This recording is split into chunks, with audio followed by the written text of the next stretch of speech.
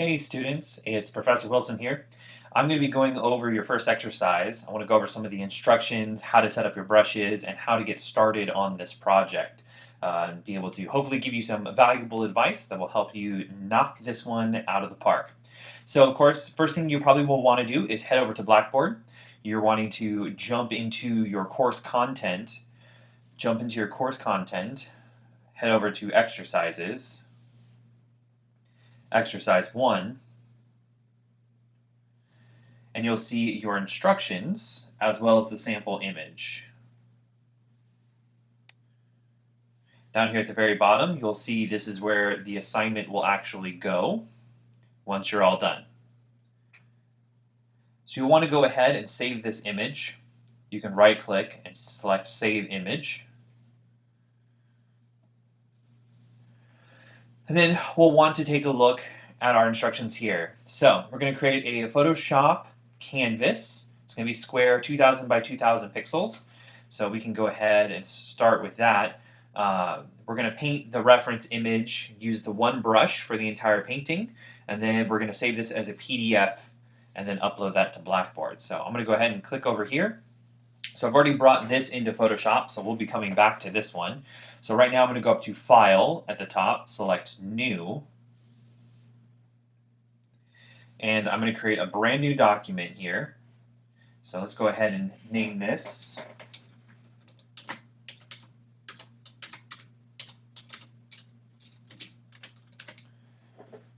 Exercise 1.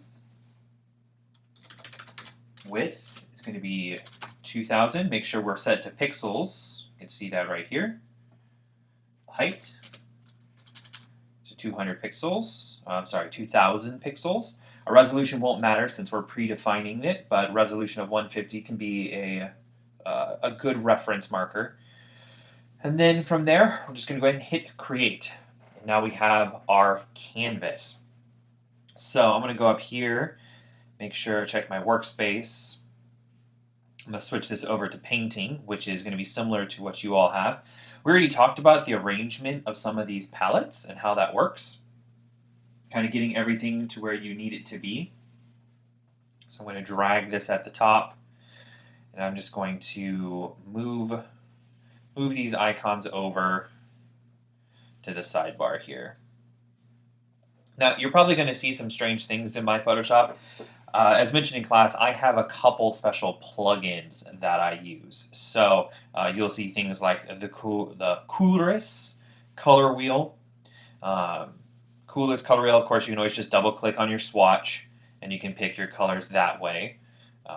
We've already talked about setting everything up, so you'll notice that if I hold down the tip of my pencil, then it's going to activate the option modifier, and I'm going to get the eyedropper, which is going to be very useful for us. I'm going to go ahead and set that to black. And then we have our brush presets, and then this is the window that you're really wanting right here. This is the brush palette. If you're not seeing the brush palette, head up to Windows, and then it's going to be right here, brush. So if that doesn't have a check mark, go ahead and select that, and that'll activate that palette so you can get in here and you can make your first brush. You'll see I have lots of custom brushes in here. It doesn't matter because we're going to be starting off, basically with a fresh one. So we can go in here. I'm going to, which one do I want to pick? I want to pick just a simple, kind of a simple round. Here's a hard round. You should have some basic rounds in yours as well. So I'm going to uncheck all of these things. I'm going to uncheck everything, and I'm going to start this from scratch. So brush tip shape. So we want to select a brush tip. So I'm going to pick something that has a chalky look to it. Your default brushes, there should be one that has that. You're kind of looking for these edges around here. You can see the edge here. You can see the edge here. They kind of have a brushy stroke to it. That's going to be useful for creating kind of a sense of texture. Next, I'm going to go into Shape Dynamics. I'm going to select that one right here. Take a look at my size jitter. I want that size jitter to be controlled by the pen pressure. It can be controlled by fade, pen tilt, stylus wheel. There are multiple ways of controlling the jitter or the change of size, but I want mine to be done by pen pressure.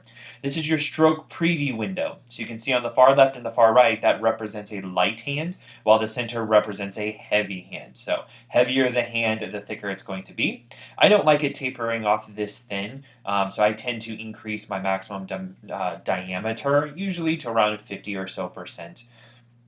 I want to make sure everything else is off. Next, I'm going to come jump in here. I'm going to head over to transfer. So you can see opacity jitter here. I'm going to go ahead and move that all the way down to 0. You can see if that's at 100, you see the variation. All of those individual dabs within the stroke are randomly generating various different transparencies. So I want to go ahead and turn that off for now. It's not exactly the effect that we want. And I want to make sure that my control is set to pen pressure. So control is set to pen pressure. Then flow, jitter, and all of that can be off.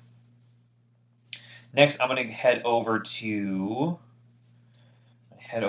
the tip shape, and I want to double check my spacing. I want to make sure my spacing's around 5, 10 or so percent. You can see if it's really, really high, you're going to see the individual dabs. So we want to bring that down until we get something that's smooth. Nice smooth. So for this one, 5, 6%. Looks like that's going to be good. Then we can jump over here and then we can start testing it. Start seeing how that feels. Check on that pen pressure. Is it doing what I want it to do? That's looking good. Excellent. Perfect. So I'm going to go ahead here. Start undoing this so I can get started. You hear a clicking sound, that is just me using the command key shortcuts that are programmed into the buttons of my Wacom. So there's a couple different ways we can do this, kind of to get this arrangement set for working with our reference. So if we have a dual screen setup, which can be really convenient, if you're working with a Cintiq like you would be in class, you can put your reference image up on the Mac in front of you, and then you can have your workspace here down on your Cintiq. And then you just move your head up and down. For the sake of this, I'm going to try to get this all on one screen so it'll fit into the recording. So I'm going to go ahead and pull this down from the window. You'll see what that does. I'm going to come over here. I'm going to do the same. I'm going to try to pull this down.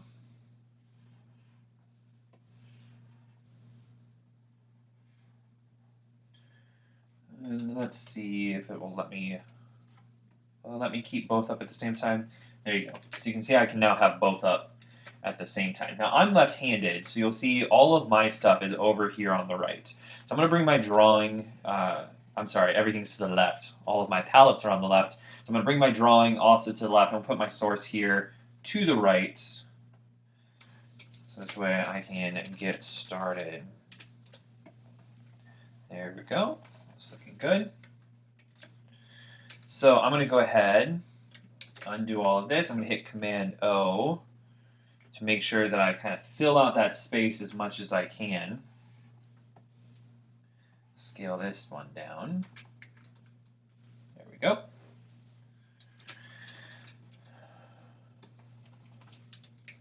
Now, if you haven't seen this before, if you need to draw some straight lines really easily, you can try your best to use a quick hand. But if you hold down the Shift key, everything will be constrained to verticals, and everything will be a vertical. You can hit a little spot over there, hold down the Shift key, it'll create like an auto line in between. So play around with this, see what you can get. Likes to throw a connecting line to the previous one. So I usually set off a tap first, a little tap, then I will make it. That'll get rid of that little connecting line that keeps happening. I'm going to go ahead and do Command A for select all, backspace. That's going to let me quickly delete this. I'm going to set this to background color, which is right. Click OK. It's going to fill that with white. Command D for deselect. Head over to the brush.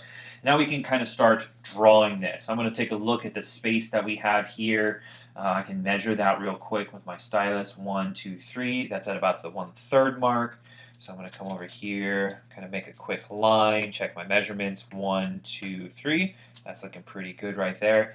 Not the most concerned with super accurate drawing with this one. I mean, I want you to be accurate. I want you to do a really good job with getting it right, and I don't want I don't want them all to take up this, and then you have all of this for your background. So I want you to be accurate and be precise, but I'm not going to dock you super hard, if your measurements are just slightly off. This is much more about the painting process. The painting process is going to be the most important part for this. A lot of people ask about layers. Do you need to have a whole bunch of layers? We'll talk about layers in the future and different kind of working methods for it. For this, I really don't think you need any. We're just making a quick painting, so working everything on the background layer, I think, is just going to be just fine. So I'm going to go ahead and get started here. I mentioned to you guys how you could probably just go ahead and use like the elliptical marquee tool.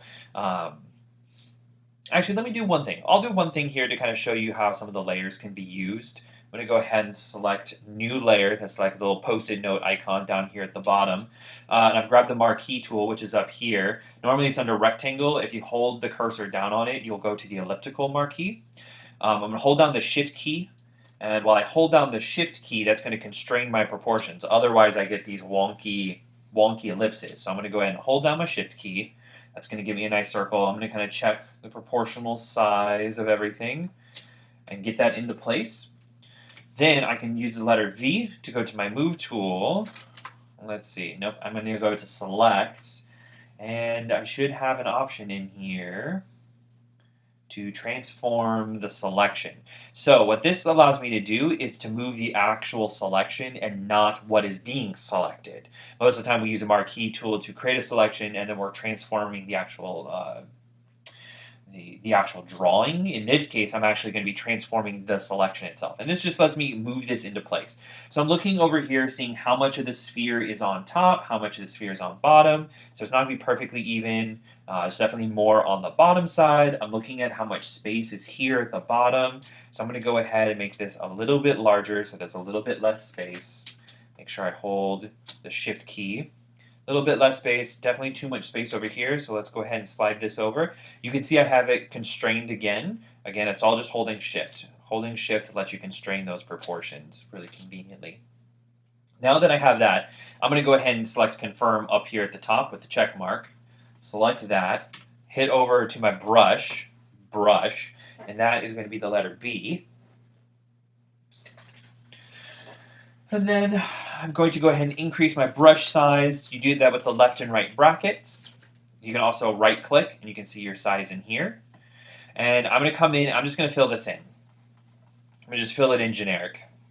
Just fill that in.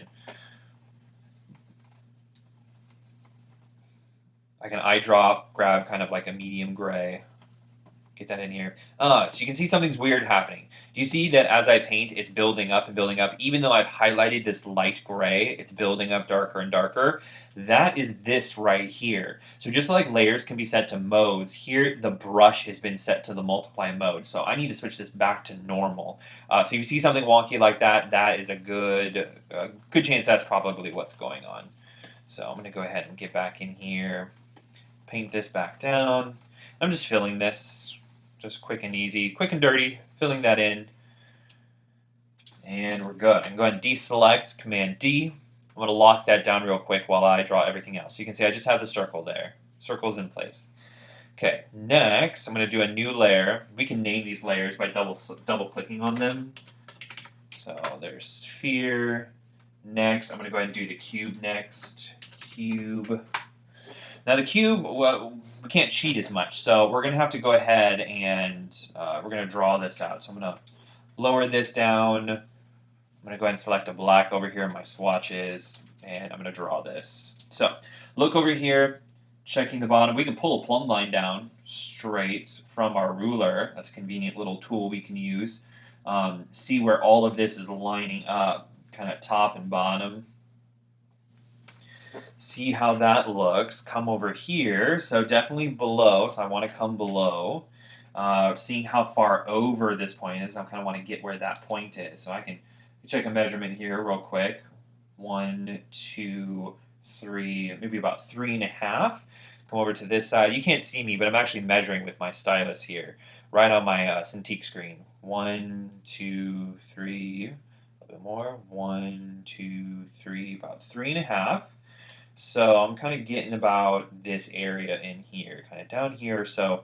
at the bottom is looking pretty good. Now, we've got a nice straight vertical here, kind of up to this point. You can see it doesn't come all the way up to where the sphere is. So I'm going to come over here, hold down my shift key, bring this up, not go quite all the way, to get that first angle.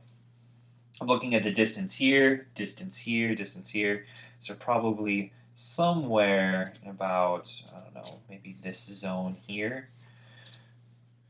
And then looking at this point here, so the lower third, so that's probably about in this area. And then we can start connecting this cube. This point here, kind of check it against the top, that point there, connect it around to the top. Here, bring that across. Again, bring that out. We can do the same for the other side, kind of check how our distances might look. I think we're going to be somewhere, we're going to be pretty close to the edge over here, pretty close. I'm going to draw a vertical there. Check how high this one is, pull this across. It's about equal with the other one, so I can draw a little line coming across, and then I want to go ahead and connect. Go ahead and connect those two.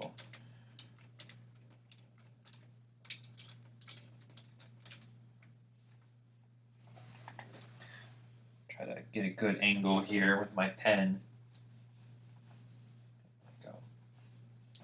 There we go. And for the top as well, follow this line straight across. It looks like it's a little lower. Nah, it's pretty close. Pretty close. So I'm going to go ahead and bring this over, do the same over here. Get that one going across.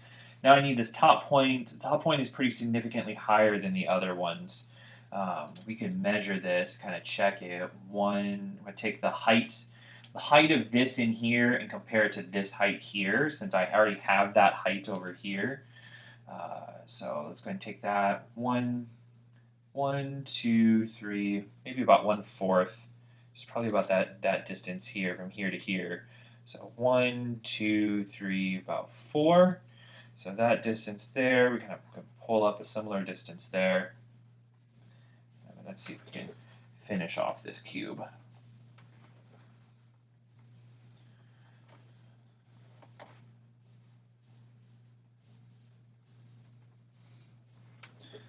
Take a look at it. Then after I do all of that, I'm going to check it and just see how it feels. Just see how it feels. Is it feeling right? Feels a little tall to me compared to my source image. So fortunately, this is all just on one layer. So beauty of Photoshop, I'm going to hit Command-T. Command-T for transform. I'm going to bring it down just a little bit, bring it up just a little bit. That's going to make it a little bit more squatty for me. I could widen this just a hair, hit enter to confirm, and that's looking pretty good. That's feeling pretty good. So now that I've got that, and I've got the general placement, I'm going to come here to my marquee tool, grab the polygonal lasso tool, and I'm going to click on the outer corners, holding shift to get straight lines when I need them, going all the way around my perimeter. That's going to make a selection, switch over to my brush, increase my brush size, and then we're going to fill it in with some gray. Fill it in with some gray. Fill it in with gray. Well, all we're really doing is we're just making some really fancy selections. That's really what we're doing here. We're making some fancy selections. And we'll be able to recall these selections as we paint. So we can have an area masked out to hopefully make the painting process go a bit easier. So, actually, let me go ahead and Command-Z that and bring back my selection. I'm going to go to Select. I'm going to go to Inverse. Now, instead of this being what's filled, you can see this is what's being filled. It is the outer area. So I'm going to now switch over to my eraser with the letter E, and I'm going to erase all of those little guidelines that I had made. Good, excellent. So now I've got my cube, that's feeling pretty good. New layer, and this is going to be my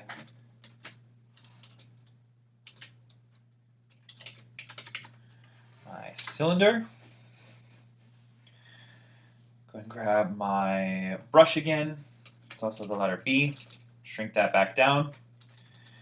Then I'm going to take a look over here. So if this is about half of my sphere, it's just below half. I can see the little curvature here. So I'm going to go, this is about halfway. Oh, make sure I switch back over to black. This is about halfway, so I'm going to go just below. I'm going to go ahead and kind of give a little indication here for the bottom curvature.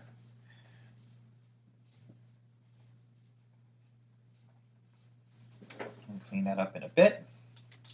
Now, looking for my verticals. So I'm over here in about that third. So if this is my half, these are probably my thirds in here. So I'm going to go ahead and bring a line up. Come over here, check this. Again, kind of within that third region. So I'm going to do the same thing. Bring that up. And then I need to look at this height measurement over here. So we got this height. I want to make sure that I try to match the height as best I can. So I'm going to go ahead and measure from here to here. Take that measurement, compare it to something that I know, like maybe do the height of the sphere here. So let's see how many times that goes in. So that's 1, 2, maybe 3, about a third of the sphere. So I'm going to come over here, grab about the third of the sphere. So 1, 2, 3, a little bit more. 1, 2, 3. That's looking good. See where that is. This is really one of the beauties of the Cintiq, is being able to like physically measure this like you would, just like you would a photograph or something. Now we need an ellipse up here. So I'm working with my whole arm. It's very important that when you draw, you're drawing with your whole arm. So, and then we're going to do a little tip trick for this. So generally it's going to be in this area.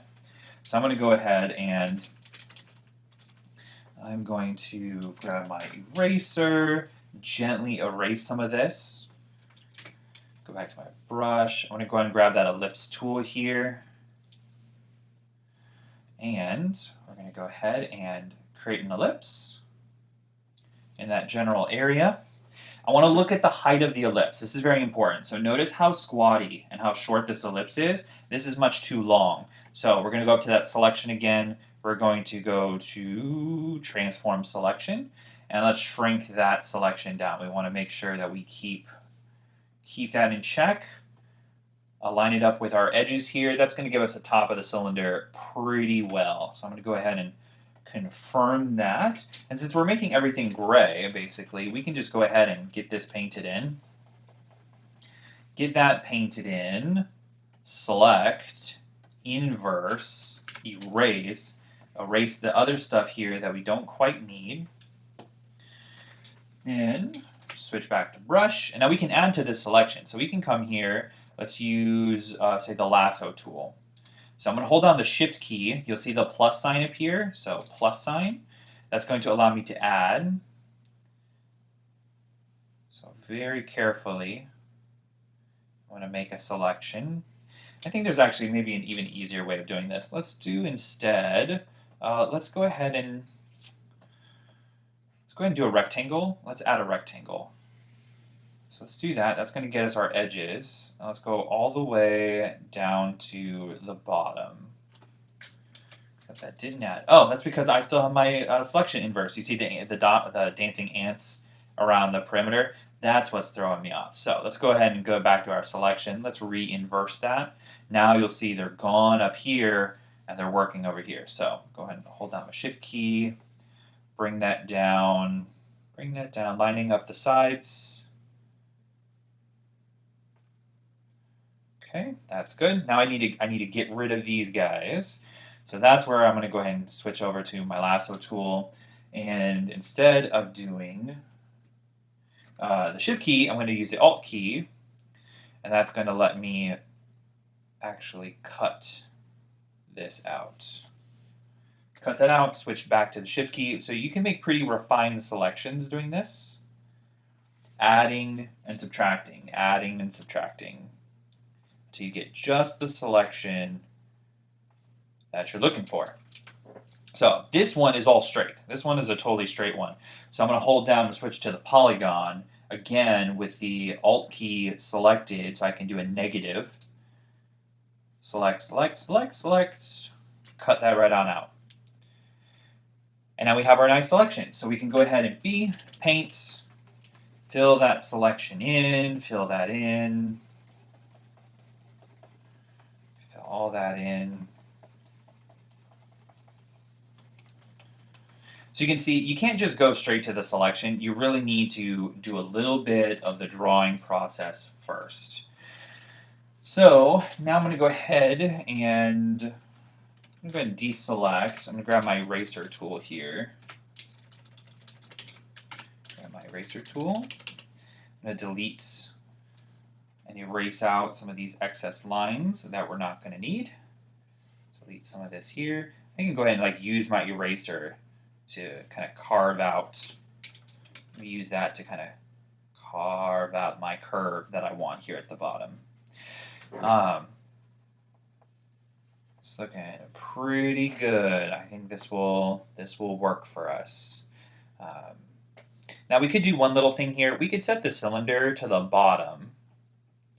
We could set the cylinder here to the bottom and then set it to the back. So this way the sphere and the cube actually cover it. So you can see we have these little white lines. So maybe instead of having done that, strict, very precise kind of marquee tool, we could probably actually just come in here. If I turn these off, just go ahead and paint. Just kind of paint in there. If you're a little more precise than I am with your selections, that would probably be just fine. You can turn these on. You can see now we don't have that. We don't have those awkward white lines in there. And that'll still work for us. Now, if we want to get any of these selections back, the ones that we lost, because we painted them in, we can get them back by holding down the Command key and tapping on the little thumbnail. And you'll see it'll bring back that selection. So now I can go ahead and jump right into painting this sphere. So you can see everything we've got there. We have our highlight, our light side. Here we have our mid-tone. In here we have our terminator. Then we have our core shadow, and then we have our reflected light. This, of course, is our cast shadow. This down here is our occlusion shadow. And those are kind of all the different elements of the form principle being in play here. So I'm just going to grab, it's really convenient because these is just all black and white. I'm just going to grab some of these, make sure that I'm on the correct layer. So I'm going to lock everything and just have the one I'm working on unlocked. And then I can go ahead and start painting.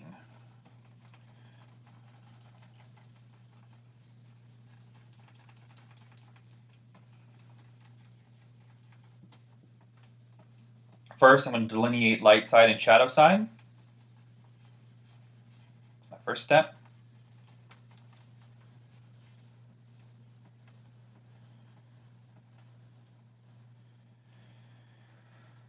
Go ahead and do that. Make sure I try to, as much as I can, match that drawing of that shadow in there. It's looking pretty good. Let's go ahead and add an even brighter portion over here where we have a lot of the highlights. Now I don't want all of this streakiness in here, so I'm going to have to go back in. I'm going to have to do some blending in here to get that to look nice and smooth. But I want to go ahead and put my light side, and my brightest lights and my highlight over here. I'm just looking at my source, getting an idea for how that looks. I'm going to eyedrop this and kind of lay in a bit of my mid-tone section.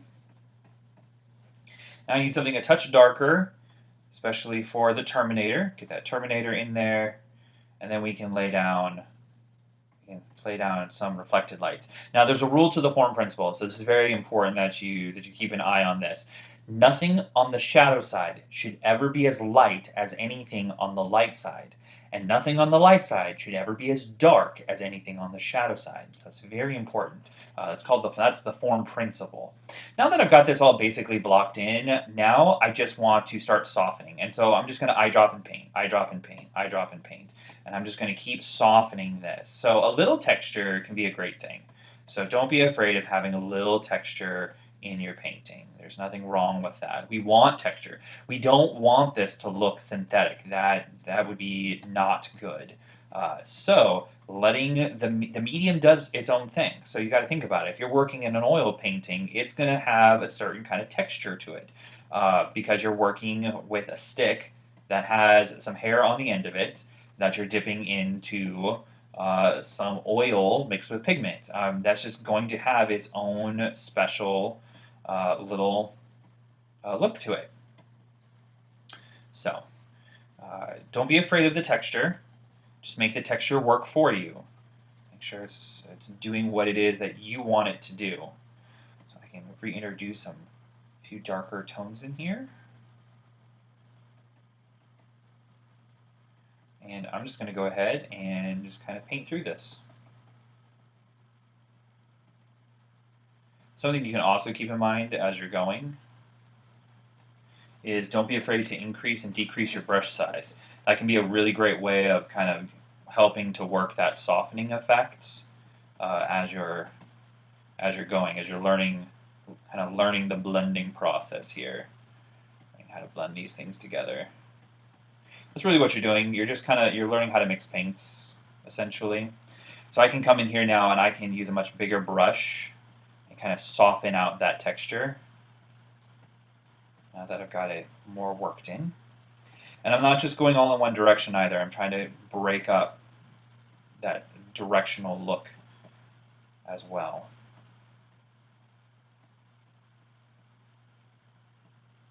Now, very quickly, we're going to learn other techniques that are going to make this process quite a bit easier. It won't be quite so troublesome because you'll have more tools in your tool belt. But this is all essential stuff you got to learn first. Got to learn this stuff first. So you can see already we're getting quite a bit of good blending in here. We've lost a couple things, but that's okay because we can always pull it back. That's the beauty of digital.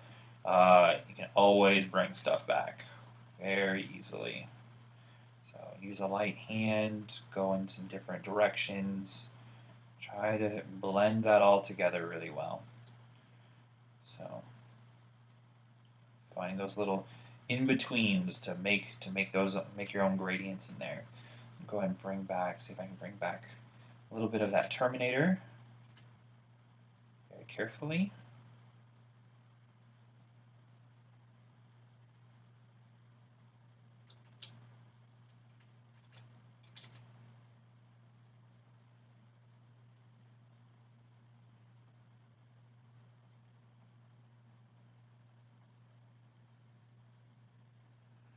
Again, we want to make sure we always keep our shadow side. Make sure we keep our shadow side and light side very distinct from each other. It's important to keep them distinct.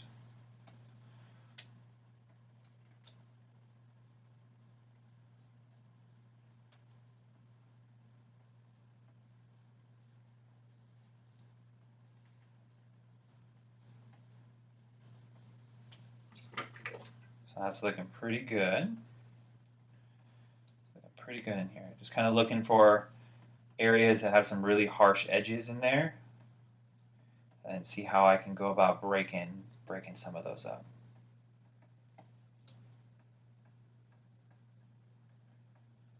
So got a little bit of extra reflected light here down at the bottom. Make sure you use a very subtle hand. If you need to, if it's difficult to get kind of those lighter values in there, or I shouldn't say lighter values, if it's difficult getting in the lighter tones, like there's too much ink coming out of the pen, you can come here to the opacity, reduce the opacity, and that's going to make it not quite as powerful as you go. So I'm gonna do that to kind of help this be a little less powerful, but again, making sure that that reflected light stays in check. If it starts getting too bright, that's going to be a really bad thing. It's going to look like a secondary light source, which is definitely not what we want. So lowering that opacity too should also help kind of with the final blending stages in here.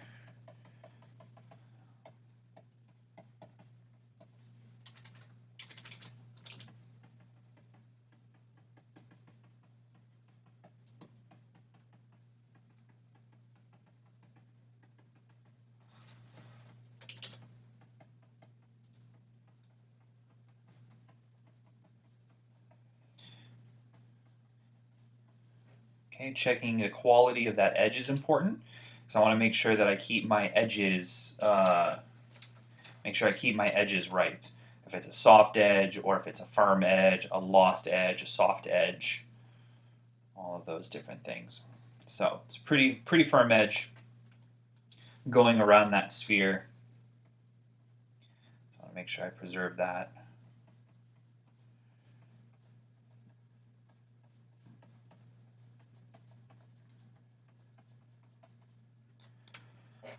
That's looking pretty good. I'm liking how that's looking. It's feeling pretty good. You can see there's a couple little extra lights kind of going around it. Nothing too much. But I think they'll be good for now. We'll have a better understanding of how this looks probably as you get farther along and you start establishing your other values in there and getting them where they need to be. So definitely recommend lowering the opacity when you get a little bit farther along and you need to kind of start smoothing some stuff out more. That can be pretty useful for helping with that blending, which makes sense because you're making it more transparent. So there's more opportunities for that mixture to take place. Okay, so there you go. That should be the basics of getting the sphere, getting that in there and getting it looking good. I could jump over here. I could go ahead and deselect, come over here to my background, taking a look at what's going on here, which brings up a really, really important point. Something you really want to make sure that you don't do is you don't want to eyedrop or color pick from what's going on over there. Don't come over here, eyedrop that color, and then just come over here and then just start painting, which I need to bring my opacity back up, and then just start painting. You're not going to learn anything that way. I would much prefer you pick swatches, or even better yet, just keep double clicking on your swatch, or go ahead and just make sure you've got your, where's my color, have your color window open. So this way you're just picking these colors by eye, because learning how to pick colors is super important. So don't hurt yourself. Don't make your job more difficult than it needs to be by developing bad habits. Don't ever eye drop from your source. Always pick it by hand. If you eye drop, I guarantee you 100% your pictures are going to look really fake. Your paintings are going to look super synthetic. They're going to have this weird photo colory quality to them. It just looks awful. It really does. It's really something you want to avoid as much as you can. So when it comes to kind of doing a little bit of the softer light that's back here, just try to use that big brush, maybe lower the opacity a whole bunch, and then build it up in small layers. I'm going to go down to like 14, and then just see how I can just very carefully get some of that ghosting in there. Some of those other tones. Bring back some of the dark. See how I can play with that. Again, a little bit texture is fine. We're making a painting. We're not making a photograph. That's not the point. We're not trying to create something photorealistic.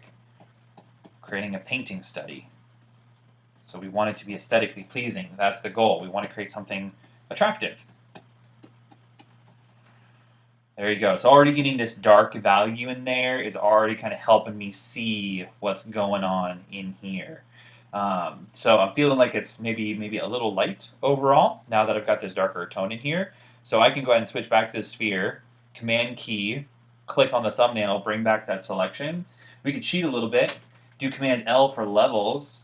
We could play with some of these tones until they start feeling right. Leverage Photoshop, leverage its abilities, and that tone is looking much better, much happier with getting that a little bit darker. So I would probably keep refining this just a little bit. Maybe try to get a little bit smoother as I go. But I would make that judgment call once I get everything else in here and get that all painted and get that looking good, and seeing how that all feels. This is probably going to be one of the more difficult things to paint, just because of the fact it's very round. They're going to be pretty flat, so you'll be able to lay in a flat tone pretty easily. But I do want you to pay attention to all the details too. So if we open this up and you zoom in here, Just think about some of the stuff in here. You got these cracks down here at the bottom. So take a look at these cracks. You got these cracks down here. We kind of got this vertical texture going on. We got some of these little divots. Go ahead and paint that stuff in. That's what makes it interesting. I really like a lot of those things. It gives it a substance, and I think being able to show a substance is a really, really good thing. Really shows some character, and it shows that you're really, really paying attention to everything. So you'll want to make sure that you get through it. If you end up having any questions or have any problems, just shoot me an email and let me know. I'll do my best to get back to you when I can. All right, thank you so much, and I can't wait to see what you all do and have finished.